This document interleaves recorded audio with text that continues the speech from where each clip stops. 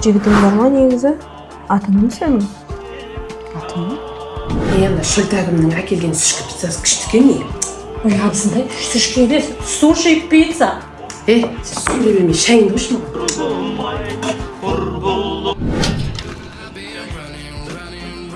Тауықтардың қарны ашып қалған сияқты ма? Ауылдық өмірге үйреніп келе жатқан сияқтысың, иә? Қалай?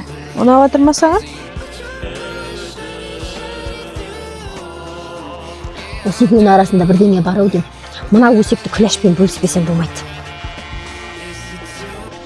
Қайсысы звондап атқан, а? Зияда. Айта бер, Зияда, не болып қалды? Алло, Күләш, свежий өсек бар. Магазин жаққа келе берші. Свежий өсек дейсің ба?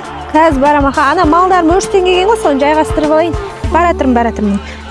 Ай, Зияш, не болды? Ары түшкін. Түстік қой өзі? Ана көрші Қатираштың үйіндегі бір қыз бар емес пе? Сол қайнысы екеуі саған өтірік, маған шын. Басқа. Шын. Ойбай, Зияда. Мына әңгімен бұл жақта жалғастырайық. Неге асықпа, шай қойып айтатын әңгіме екен мынау. Мақұл.